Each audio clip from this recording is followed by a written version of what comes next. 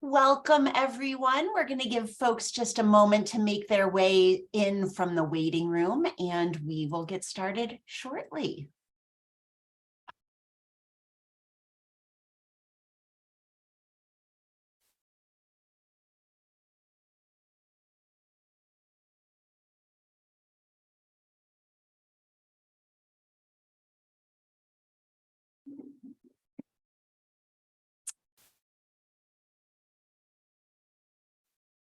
Welcome, welcome. Thank you to everyone who is joining us live for today's Lunch and Learn on advocating for sustainability in Portland.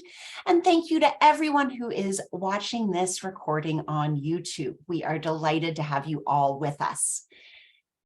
As Maine's largest city, Portland has a significant role to play in how Maine rises to the challenge of climate change. From their groundbreaking collaborative work with South Portland in developing a joint climate action plan, to working on beneficial electrification and tackling synthetic fertilizers, Portland has been a municipal climate leader in New England. We are so happy to have City Councilor Andrew Zarro, who is the chair of the Sustainability and Transportation Committee, and Portland's Sustainability Coordinator, Troy Moon, with us today.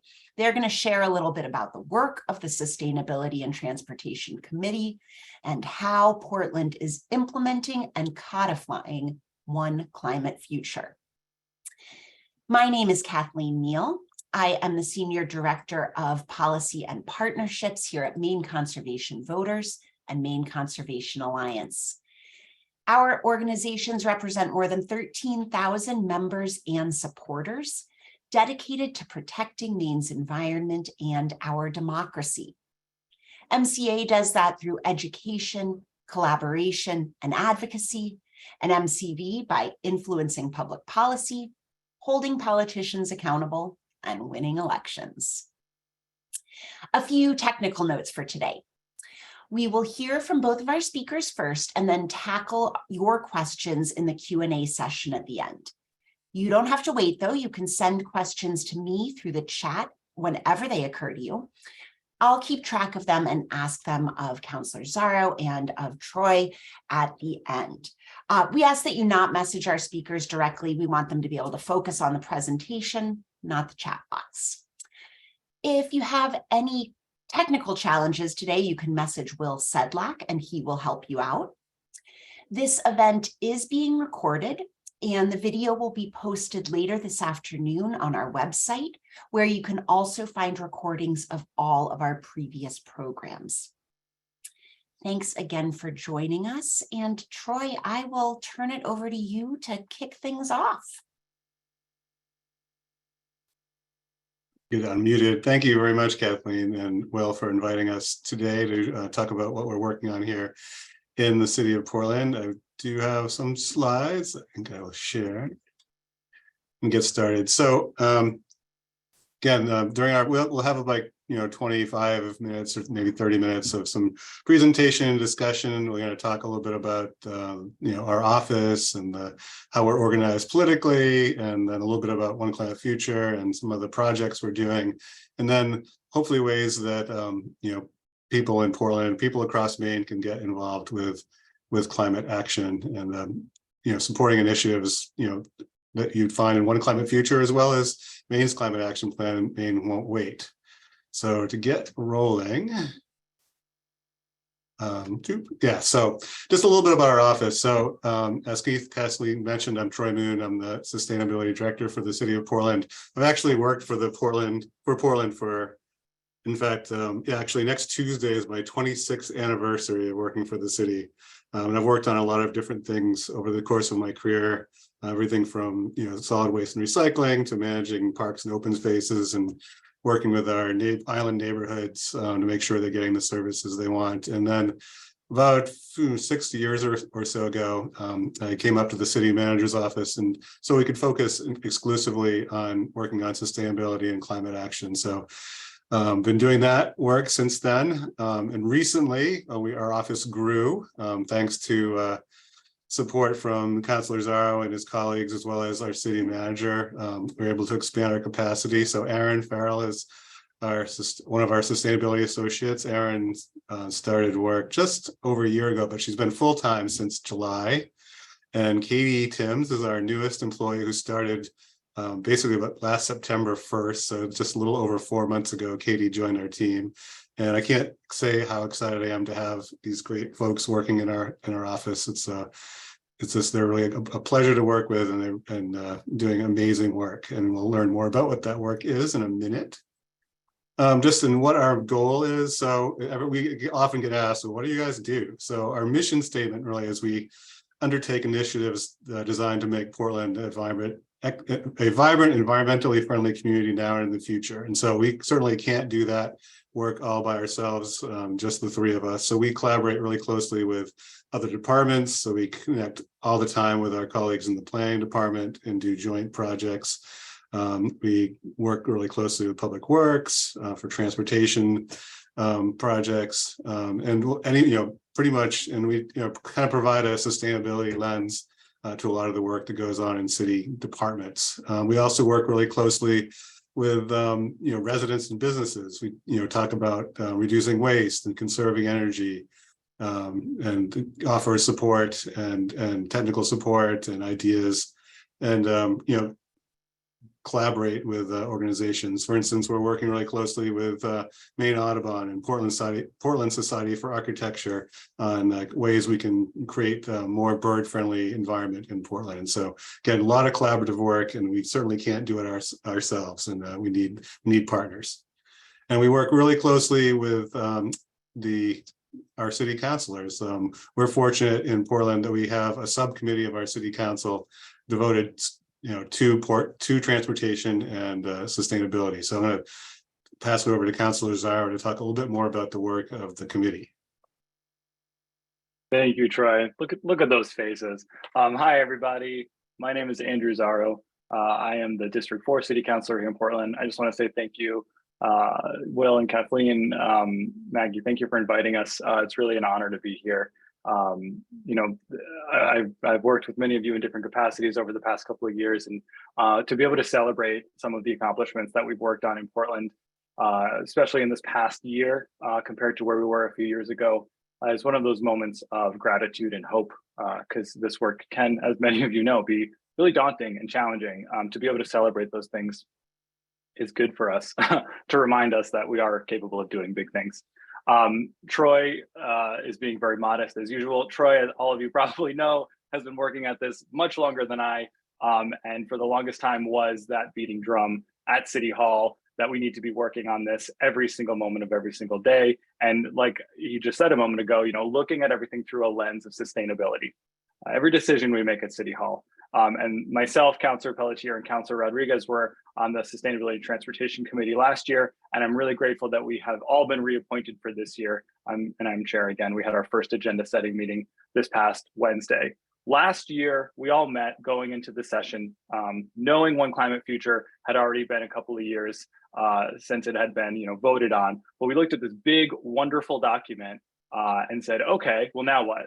It was great. We have 60 plus tasks that we need to accomplish, but how are we going to codify them into law? And how are we going to hold ourselves accountable? So the theme of last year was climate accountability. We weren't just going to say that we were going to do these lofty goals. We were going to, have a resolution. We were going to roll up our sleeves and get to work. We're going to talk a little bit about that today. Unfortunately, we couldn't share the entirety of our work last year, but we do have a PDF document that I'll be sure to get to everyone. That is essentially the itemized list of all of the good work we got into, and some of it was good trouble. Overall, though, the theme was climate accountability, resilience, sustainability, and regeneration, right? We didn't want, there are often times we don't want to sustain it where we're at. We need to regenerate. So we're going to go over some of the topics, but the big priorities of how we accomplished what we were going to share with you last year was prioritizing this through funding mechanisms, through the budget process, which we're about to start again. As you all know, at the municipal level of government, that's where all of our work happens. We are the first responders on anything, specifically climate change. So we started last year by allocating or prioritizing the allocation of funding for additional city staff, as Troy had mentioned, and then a couple of other initiatives that we're going to share with you. So I don't want to talk too much about it. I want to focus on the work, not the dream. But that's just setting the stage a little bit about what we're going to share with you. Great, thanks. And so I think it's important to put a little context into what we mean by sustainability. I think, for most people, you think about sustainability and it's environmental sustainability that first comes to mind, and that is incredibly important. We want to make sure that we protect our environment. We have policies like our ban on synthetic fertilizers and synthetic pesticides to protect our soil health and protect people who might have negative impacts from those products. But that's only part of the story. We need to also make sure that we are recognizing social sustainability. We want to make sure that our community is meeting the needs of all of its members, regardless of race, ability, gender, identity, education, or place of birth. So as part of our work, we try to imagine a future where all of our residents are able to fully participate in our civic and economic life in the community. And I think that the Sustainability and Transportation Committee is a great place to start that. We always welcome people to participate, and at our goal setting committee meeting earlier this week, we had amazing turnout with lots of people sharing their thoughts and ideas. And that's just the beginning. We need to create an environment where people feel part of the community and part of the conversation. And also, we also need to think about economic sustainability too. So we want to promote an economy that has strong local businesses that provide jobs for residents, that support each other by circulating local dollars around the community, so we can just shore up our economy and make sure we're able to withstand downturns and other crises. And we also want to make sure that we're providing good jobs for our residents. So it's really we talk about the three-legged stool, and we have to keep that in mind as we go forward. It's not just environmental, it's not just social, or not just economics. It's all weave together as a whole that we need to consider. And that was really the guiding principle of One Climate Future. As many of you know, it was a plan that we collaborated with the city of South Portland to develop over the course of almost 2 years. We had over 100 distinct engagements with community members and organizations on both sides of the river over the course of the development. And it was really important to us that we took that time to do that. When we were looking for consultant help, we had several who said, "Oh, we can knock this plan out in a few months." And we told them, no, not at all. This has to be a long process, so we can really get our communities to understand, what is the problem, how, educate people about climate change, educate people about the paths forward, and really understand what the community's priorities are to move forward. Because, if we just did that internally with a group of consultants and staff, it would have been our plan. It wouldn't have been the community's plan.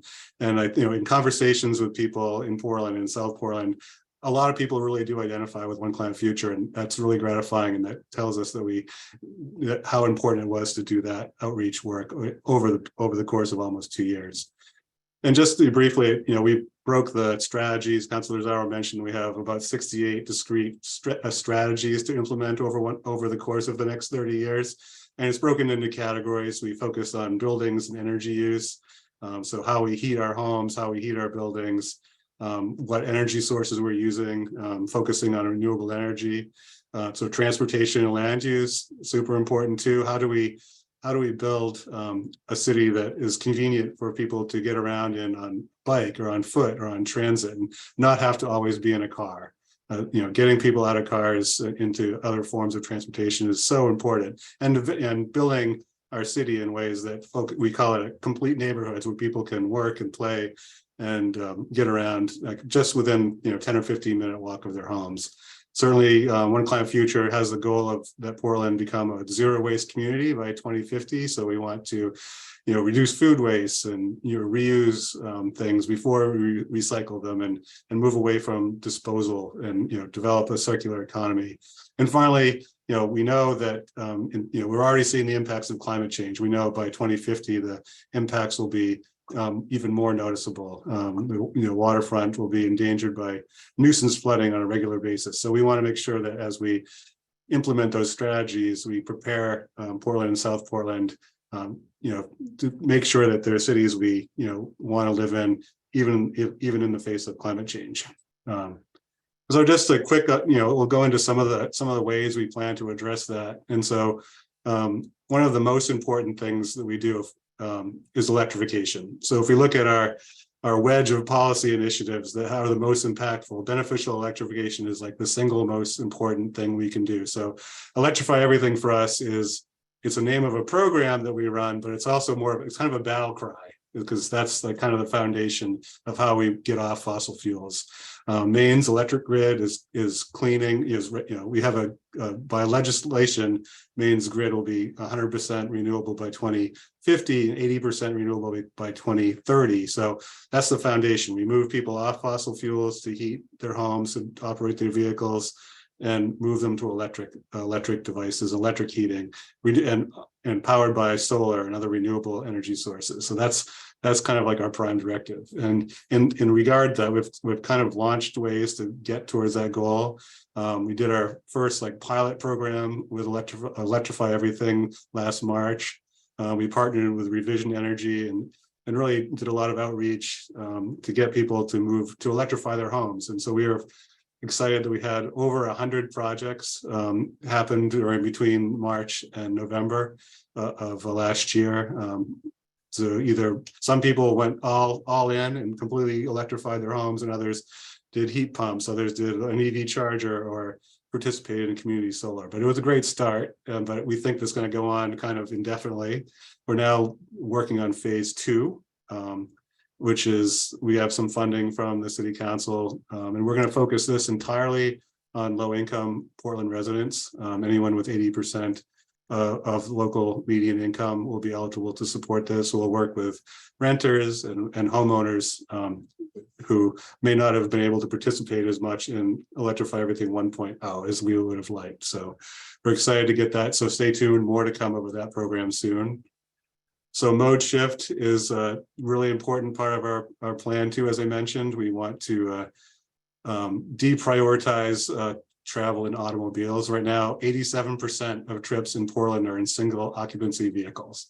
So we need to move that away to make sure that people can, get on Metro and ride. You can see example, this is Metro Route 2, which is, probably the nicest or the most, the best. For me, anyway, it's the best transit route, and it's has reliable service and so it's convenient to use. We want to make sure that more people are able to take advantage of that. And biking. So one thing we heard a lot at the committee, the community wants more biking options. We had some great testimony from our bike ped community about needs that they have identified to make active transportation more sustainable here in Portland.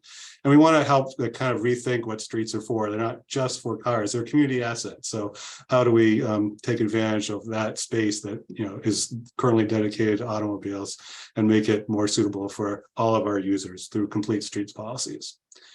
And so, but we know that we're in Maine, people are going to need to use automobiles and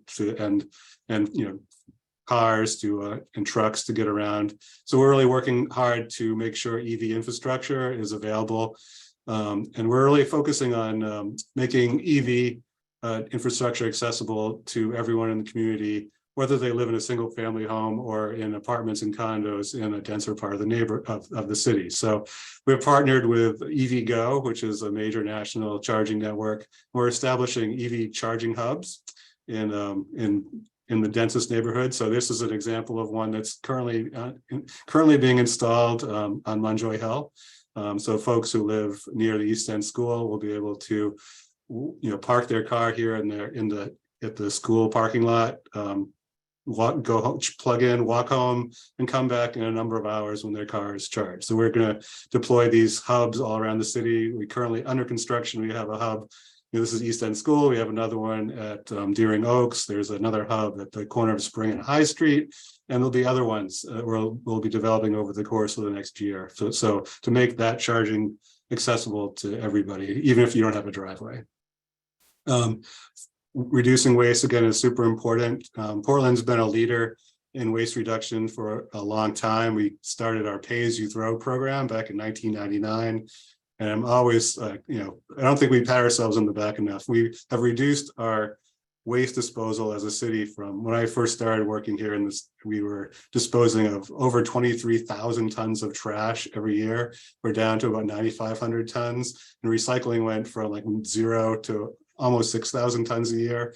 And now we've added food scrap composting for folks to help to reduce that waste even further. So we have 8 of these drop-offs locations around the city, and they're super well used. And again, we want to make sure that everyone in the community can participate. So you can see on the right-hand side there, that's some smaller versions of the big sign, and that's translated currently into French, Spanish, Portuguese, and Arabic. We are planning to install signs in Somali and Vietnamese very soon, again, to incorporate all of our community members to be able to learn about this program and participate. Synthetic land care, well, our sustainable land care program we're really proud and excited about that. We currently ban synthetic pesticides. Last summer, the council also banned synthetic fertilizers and restricted the use of even organic fertilizers, because all this stuff that people put on their lawn eventually will end up in Casco Bay in our water bodies. So we want to make sure we're protecting our water qualities, but also protecting our bees, birds, insects, etc. And the city's totally embraced this as well. We're really proud of our parks department. It is now able to manage all of their parks and facilities completely organically. And that was a big hurdle for them, and they've done a ton of work. So we're really excited and proud of what they've done to get us there. In terms of the resilience, we've been doing a lot of work on that as well. One Climate Future envisioned creating climate resilience overlay zones. Again, because we know climate change is going to be more and more impactful on the city of Portland over the next coming decades. So we want to make sure that how we build out the city reflects that, those changes that are coming our way. So, in One Climate Future, the concept was we would develop a series of zones that would overlay the city depending on the vulnerability of that part of the city. So tier 1, we imagine, would be parts of the city that are most vulnerable to flooding and storm surge. And so in those areas, we would want to prioritize low density development and open space, and to make sure that any construction that does happen is built in a way that's resilient and able to withstand flooding and high winds, and not become damaged or destroyed or endanger the people who might be in the buildings. But again, we have to think about the city as a whole. So in tier 2 would be parts of the city that are less vulnerable but still at risk to storm surge. Again, make sure that they use resilient architecture and design principles, managing stormwater on site, producing renewable energy, and then finally, parts of the city that are less vulnerable to, particularly from storm surges and winds, but they still, if they're on a higher elevation, if they need to make sure that they're managing stormwater, so it's not, running down the hill and causing problems in other parts of the city, but also to think about, making sure that they're able to provide cooling to residents and their building occupants during increasing heat waves. So again, our concept is looking at the city as a whole and addressing all of the challenges kind of in a unified perspective. And this is an ongoing work. We recently hired a really great consultant to help us develop these zoning overlays. It's UTL, who's done similar work in Boston and Providence, and our planning department is leading this effort, and there'll be lots of opportunities to engage with it over the course of the year.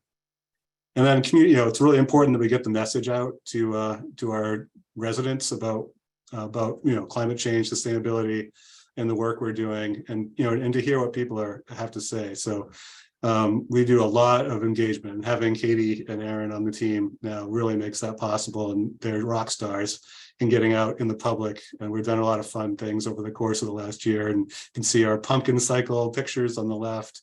We were active in organizing and promoting Drive Electric. I love Parking Day. We usually participate in Parking Day. So we work with our Parks Department. You can see we create a little park, usually down in the Old Port, and spend a day talking to people coming by. So again, that type of engagement is super important, and we do a lot of it. And here's just some examples of some of the things we've done. And we do coffee and climate newsletters. We talk to school groups. We'll talk to pretty much anybody who will have us. And we love collaborating with other organizations to be part of their events as well. So that's fun. And one thing we are going to work on this year that we're really excited about is, and this is going to be taking kind of community engagement to the next level, where we'll be making, this is kind of, you guys are getting a sneak peek of an upcoming new program we're calling our Sustainable Neighborhood Program.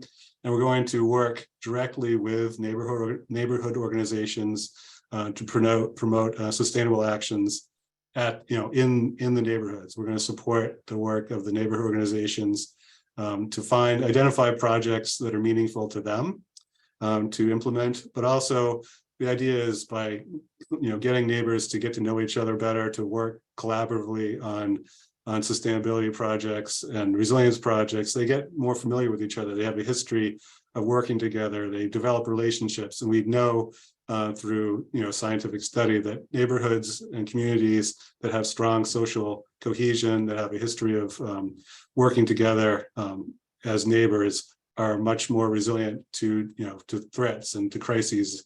And so they develop that social resilience, which is really important. It's just as important as resilient architecture and resilient infrastructure. So stay tuned. We're really excited. We'll be talking more about this program really soon, but it's like something I've wanted to do for a long time. And finally having Katie and Aaron on the team is allowing us to take this kind of program to the next level. So, and then we invite you to stay tuned with the work we're doing. We do coffee and climates. We collaborate with our colleagues in South Portland to do coffee and climate events every month. We have a newsletter. We encourage you to sign up. So if you visit oneclimatefuture.org, you can see One Climate Future, the whole plan. You can see the vulnerability assessment. You can sign up for the newsletter, and you can also, which is really important, you can view our dashboard. So we update the progress report dashboard every year. Every single one of the strategies is laid out, and you can click on it and see where it is in terms of implementation. So we want to be really transparent about the work we're doing, and again, get feedback from our community about next steps. And just that kind of to close, here's our upcoming schedule. Our team has done a great job of scheduling the program for the rest of all of 2023. Really some really fun and interesting topics coming up. But I think I want to close kind of, and I'll pass it over to Councilor Zarro for some closing words too. But one of the things I really think is important about One Climate Future is that it really is a vision for the future. It's really easy to have a catalog of all the terrible things that we might anticipate from climate change. And we're all familiar with those. But I think it's really important that we spend a lot of time also thinking about the future that we want, the future we can imagine. We know we want to have equitable community. We want to have streets that we can enjoy without being run over by cars. So what I see about One Climate Future is a positive vision for the future. And so I guess I would challenge us all to really spend time thinking about that positive vision. So it's not all doom and gloom. We know there's challenges, but we can overcome them if we take collective action here, and have policymakers like Councilor Zarro who prioritize this work. And so to me, that's the hopeful part of this. So, Councilor, any wrap ups? Troy, you're a tough act to follow. I appreciate I appreciate walking through some of what we did in this past year, and I just want to add a couple of parts to it just to kind of round it out from our perspective. And you hit the nail on the head with identifying one thing that I remember talking with you about a year ago. How are we going to meet Portlanders where they're at? How are we going to bring the sustainability department to the people of Portland? Because for a long time, this work, environmental justice, environmentalism, it has had an air of exclusivity around it. And that is not good when you're trying to address some of these systemic major issues. So I think we've really focused, and you've highlighted some of it, on how we've identified kind of opening it up and bringing people closer to this work so that it is more tangible to them, right? So they do understand, well, how does this action that I'm changing impact me and my community? And then, bigger and bigger.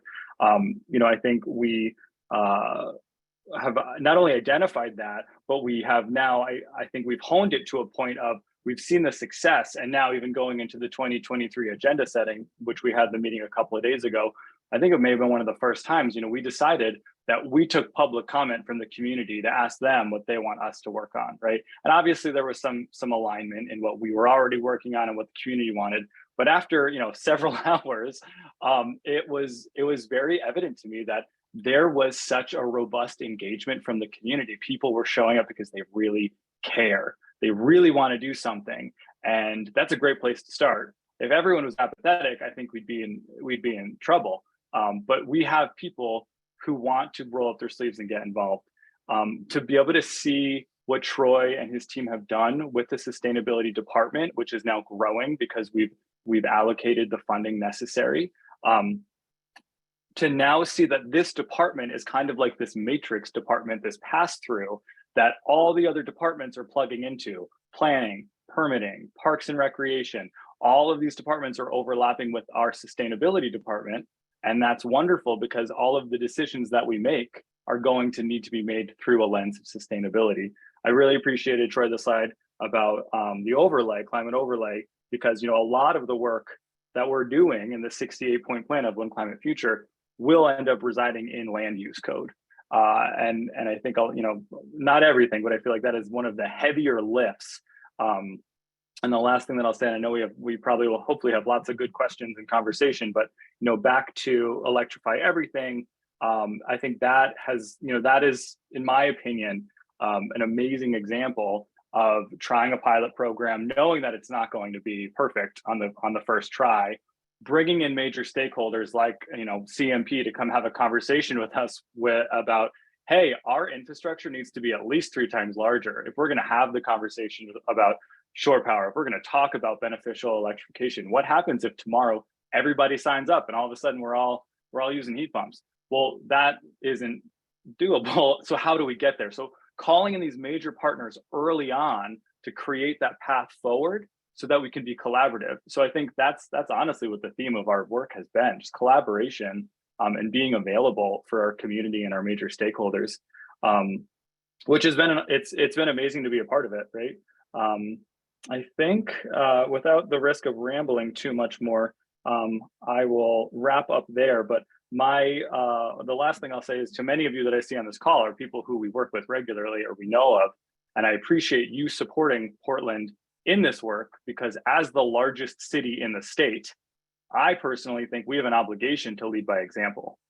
We have the ability to kind of throw our weight around a little bit and try and see what works and what didn't work, and then pivot and ebb and flow so that we can then be a good regional partner, but also help maybe implement and influence policy in Augusta, because I think as the biggest city in the state, we have a lot of opportunity here. So it's really an honor to be able to work on this with so many wonderful people who are brilliant and committed to this work every single day.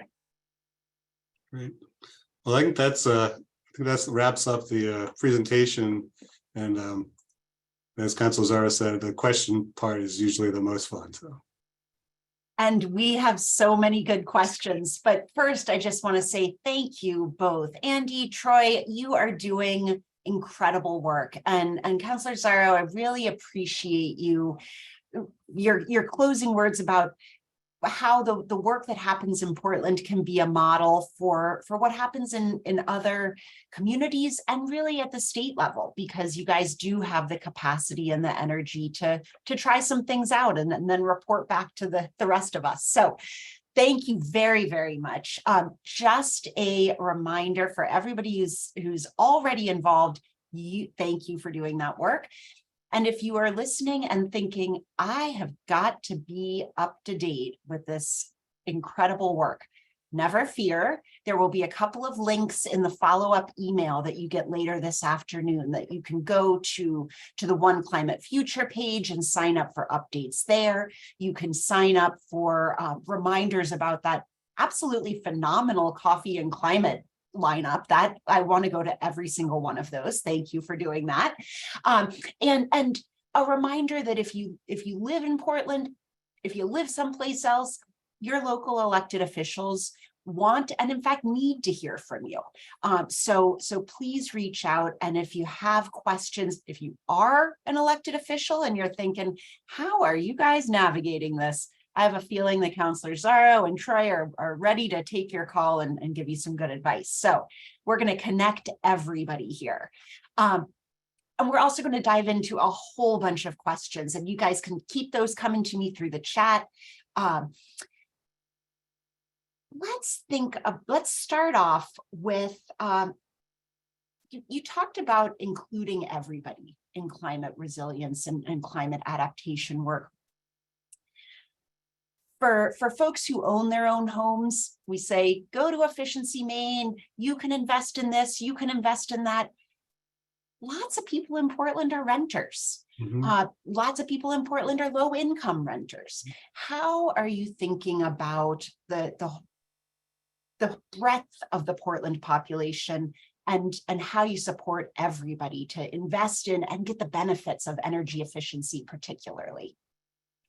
Yeah, no, and that's I won't lie, it's challenging. It's very difficult because a lot of the types of incentives, as you pointed out, that are available currently aren't good fits for apartment buildings, maybe for a 2 or 3 unit apartment building, but for a bigger apartment building, it's, they're commercial properties, and the way that people, the way that they're set up, they're very different from building to building. In some cases, the tenants pay utilities, in some cases, the landlord. So, the incentives for doing that work aren't always aligned.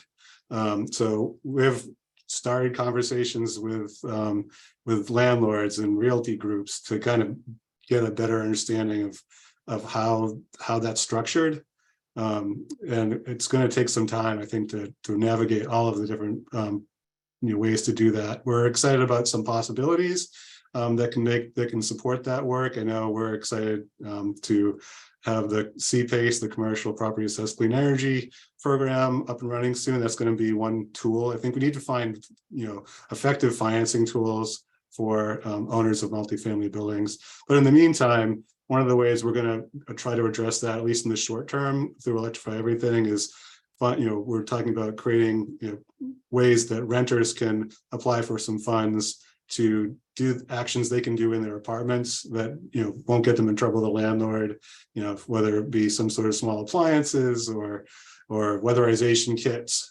So we're kind of fleshing out what those all look like, but our longer term goal is to engage really strongly with the landlord, property owner community to see if we can align those incentives up to make sure that works, because more than 50% of Portland's residents live in apartments. So that's a key sector that we have to navigate. So, but it will not be easy, totally not be easy. And I'll just jump in briefly. Troy alluded to the allocation, the $200,000 that I requested for ARPA allocation, the American Rescue Plan, towards Electrify Everything 2.0. I wish it could have been more, but what we're doing there is to the point of folks who are renters, who are not property owners, who typically are the only people we're talking about when it comes to this sort of work, energy, weatherization, and transportation, right? So we are prioritizing with this allocation of funding, matching for those that are, also at the state level, rebates for e-bikes, right? Like that's a great way you're getting cars off the road, weatherization and energy, because at the end of the day, everyone's paying utility bills that are going up and up, and it's just having that conversation with renters and property owners, landlords. But I think the last part of it, and this one is kind of, it's very obvious, but also not done very often, asking renters what would impact you, what matters to you, how does this affect you, right? Like renters and property owners both have to pay their CMP bill or the Unitil, right? Like that doesn't change. But it's literally just saying, all right, what works, what doesn't work, and then going from there and kind of working the policy backwards. But Troy and Troy's team have been really good at being okay with trying and okay, that didn't work, well, let's try that, right? And I think that's ultimately, if you want to know what someone needs, you have to ask what someone needs and then work backwards. Yeah. So literally, as part of preparing for Electrify 2.0, we've been meeting with stakeholders. We've already met with some residents. We've met with heat pump installers. We've met with bike shops, just to find out what's the best way to create this program. And again, setting the table for future as well, because as I mentioned, Electrify Everything is going to go on for a long time because there's a lot of work to do there. I love that. And it sometimes it is the things that we all think are so obvious that you actually do need to say out loud. Like if you want to find out what people need, ask them. They know what they need. And I remember, Troy, hearing your counterpart in South Portland, Julie Rosenbach, say at one point, like, I've got a core group of people I could hold my sustainability meetings at 3 o'clock in the morning and they would show up. It's the folks who aren't already engaged who we need to hear from the most. And I wonder, like, what are some of the specific ways that you're going out to find those people and say, we really do want to hear from you, even though you maybe don't think that we do, or maybe you aren't used to coming to a city council committee meeting. How are you finding folks? How are you engaging them? So in our office, we try to use multi-platform approaches. So we do a lot of social media, but we also, we try to go out in the field, out into the community as well. And we always want to find more opportunities to meet people. So we tabling in the park, going to King Middle School. We go to schools. So we gave a presentation at King Middle School last year, and that was really exciting. And that particular school has a very diverse population, which is tremendous. More to come. And like Councilor Pelletier always challenges us to make sure we think about getting beyond social media, because social media is really easy. And so we can sit at our desks and do it. So it's really challenging ourselves to get outside of like our normal routine to be present. I think we learned, particularly one of the things we really learned through One Climate Future is that working with communities, it's all about building relationships. And so we really think it's important to, again, try to develop, I will be the first to admit, we still have more work to do, is building relationships with different parts of the community. And, we're making progress, but, like I think there's a famous, like, progress happens at the speed of trust. And I think that is really true. So we're going to continue to, again, build those relationships and find more people to talk to and bring them along. So. And I'll just jump in. I think just being very aware of and sensitive to the fact of who's not at the table whenever we're having a given conversation, because that's, it's indicative of the work that needs to be done. Super grateful of my colleague, Councilor Pelletier and Councilor Rodriguez. One thing that comes to mind just hearing this was last year we were able to, Councilor Pelletier and I both went to King Middle School to speak to a bunch of middle school students who were going to have a climate strike. They were going to march from King Middle School to City Hall. And we talked to them, and I talked to them about what the process is at municipal government. How do you take an idea through committee, and then from committee to the council, and then how are we taking One Climate Future and making it law? And then the day of their strike came, and they had their signs, and they showed up, and they all spoke, and they sang songs, and it was really beautiful. And then we gave them a tour of City Hall and chambers, and it was just the remarkable ability to connect with people who obviously they're kids, but this work is for them, right? This is about them. And then like parents and teachers. And that was just like one example of something of getting involved and getting people to feel really comfortable with showing up in different ways. Also working with lots of community groups who show up and have, very specific lived experience in sustainability work, and making sure that they are aware of what's going on. If you look at the calendar for Coffee and Climate, it's pretty diverse perspective on there from all parts of the city. So I don't think that work ever ends. We will always have to be doing more and getting better at it, but always being receptive to having those conversations with people that typically might not be a part of this, but we want them to be moving forward. And that's one of the things I mentioned, that sustainable neighborhood program that we're launching, and that's really going to be a big focus of that. The neighborhoods who participate in that program will have to tell us about how they plan to involve all of their neighbors, not just like the president of the neighborhood association. Like, what about the people who live in the apartment building down the street? So that'll be part of what we talk about with the neighborhoods, is how to involve like all of their neighbors, not just a couple they might know now. We want them to get to know all of their neighbors. And talk about ripple effects and so many side benefits of that project. I'm really tempted to just totally shift gears because I want to hear everything about that interaction with the students at King Middle School. I want to hear every second of the tour of City Hall and the whole thing, but I'm not going to do that. I'm going to save that for another conversation.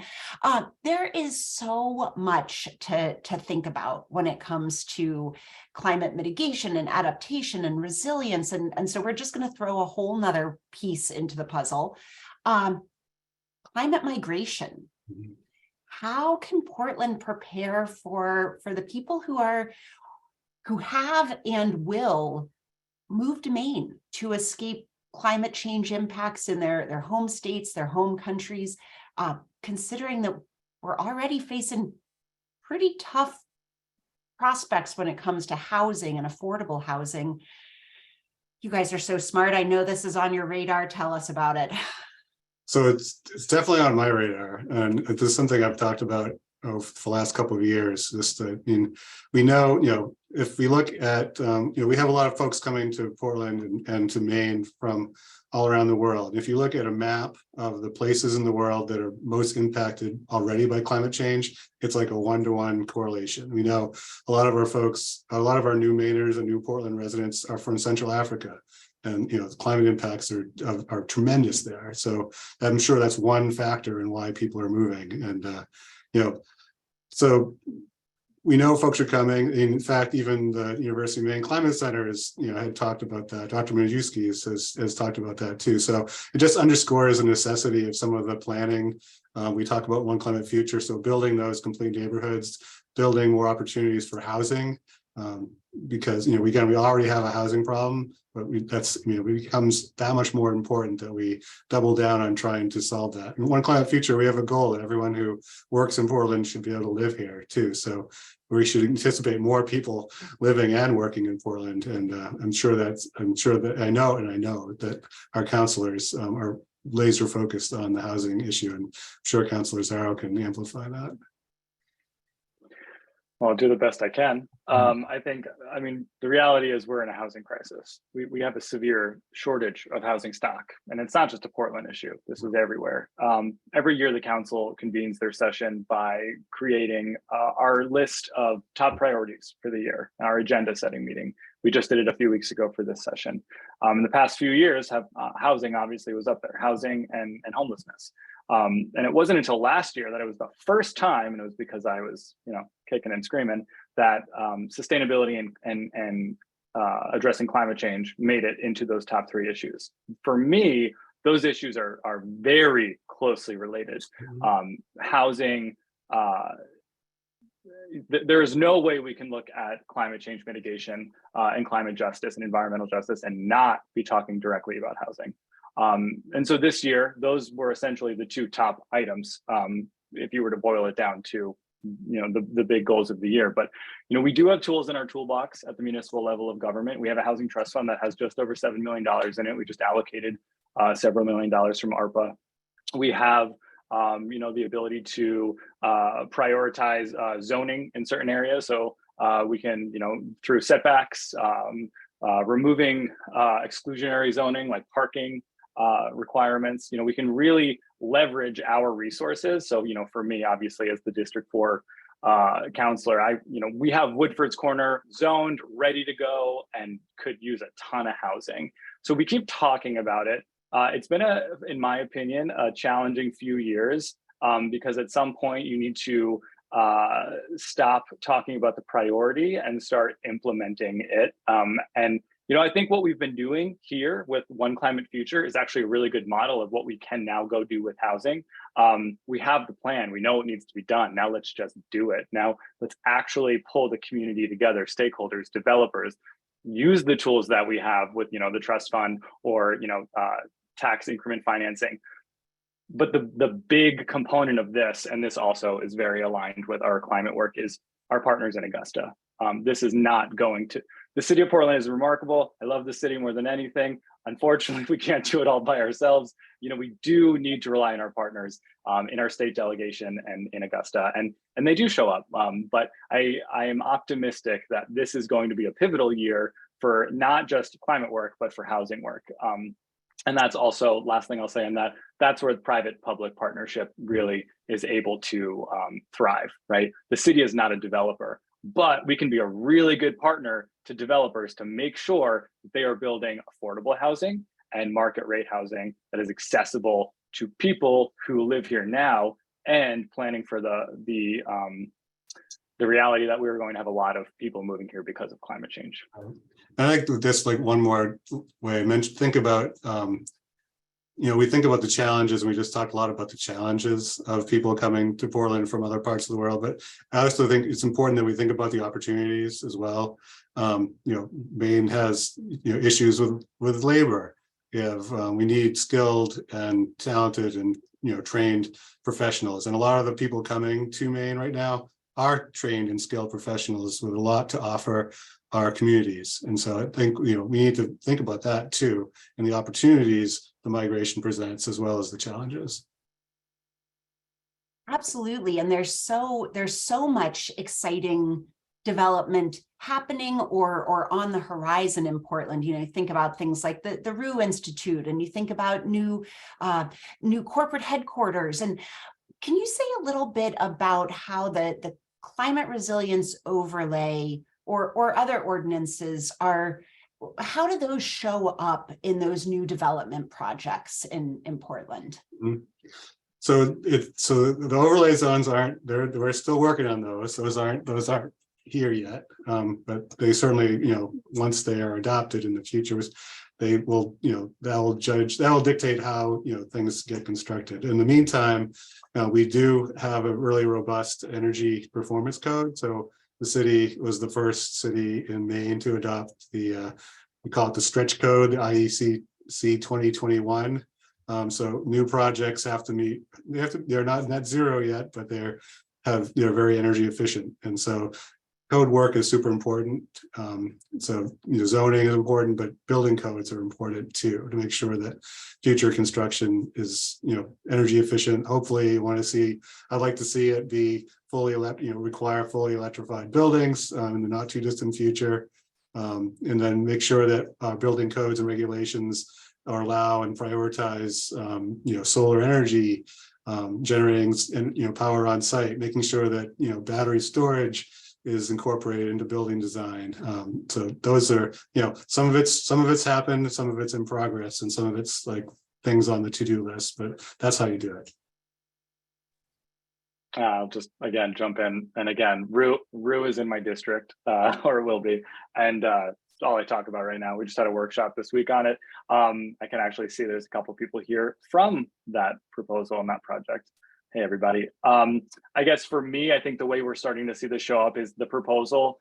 They addressed this actually at the workshop on Monday. They're going above and beyond what is required now, because they are thinking about building a development that's going to exist for centuries, right? And that's not typically what you see when you think of housing, but also going a little further and restoring that working waterfront so that it is adaptable to sea level rise and climate change. So I think we're seeing people, developers show up and recognize, well, this is a non-negotiable. Like we have to address this. We can continue to build things and pretend everything's going to be all right, but we all know that that's not going to be a great idea. So I think we are seeing folks who are paying attention and they are trying to get in front of it and be good partners in doing that.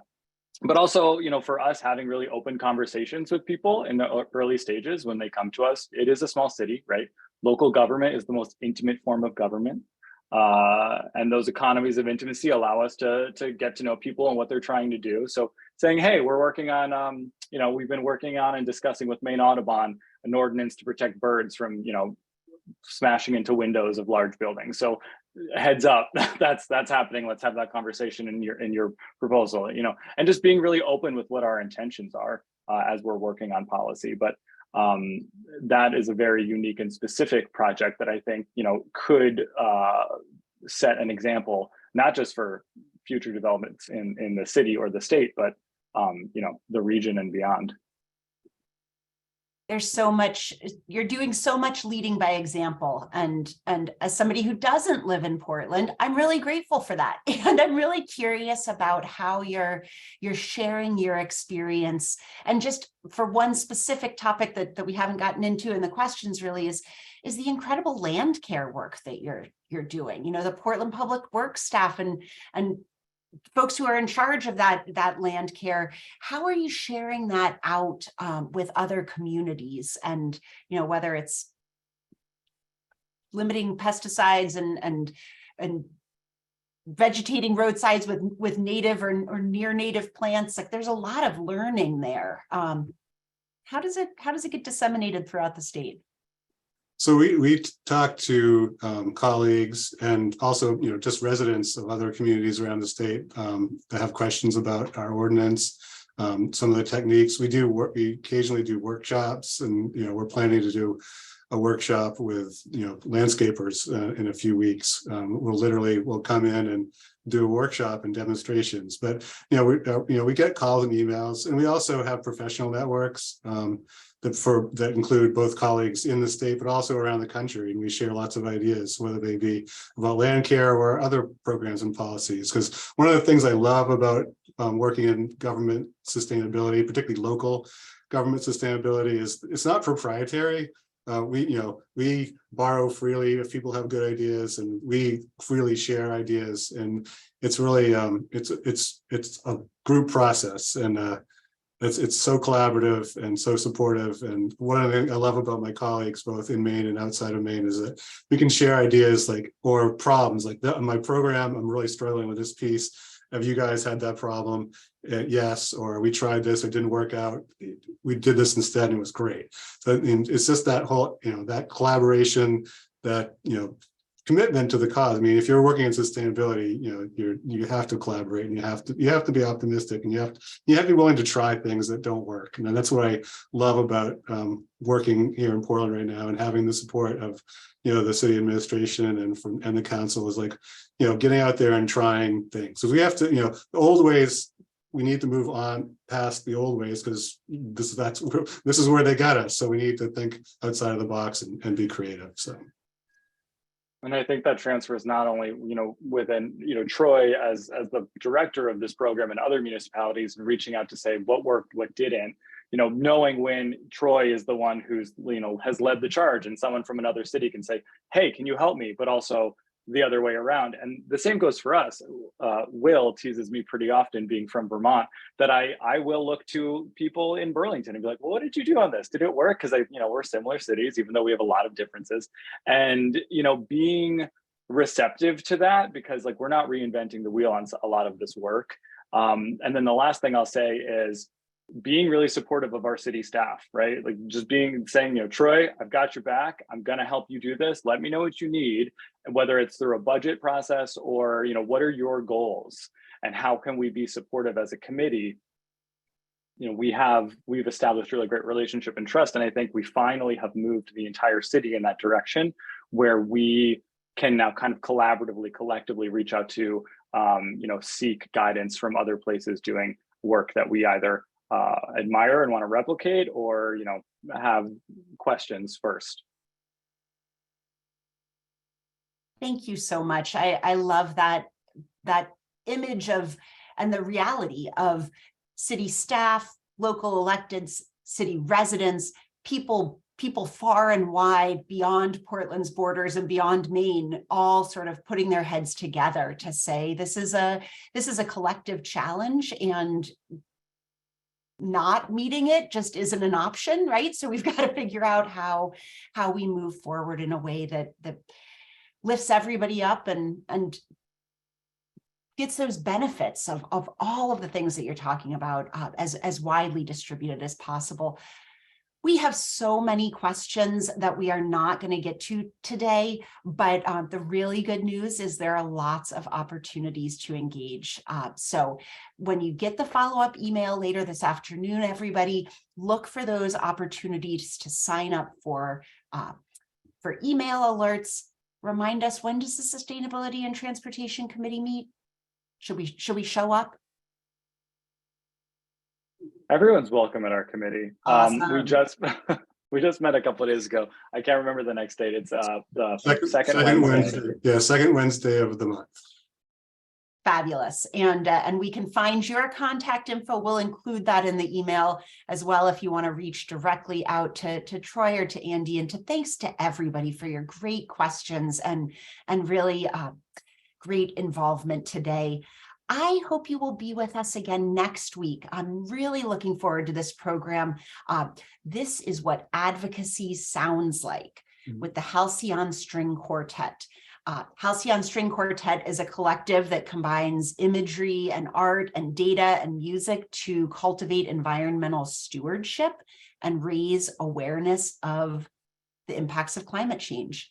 This is hard work that we all do. It can be overwhelming work, and I can't think of a better way to refuel and replenish ourselves than the arts. So we are going to have Halcyon's artistic director, Sophie Davis, and composer, Nate Davis, not related, with us to talk about their new production. And I hope that we'll see you all there. Until then, have a wonderful, wonderful weekend, and keep fighting the good fight.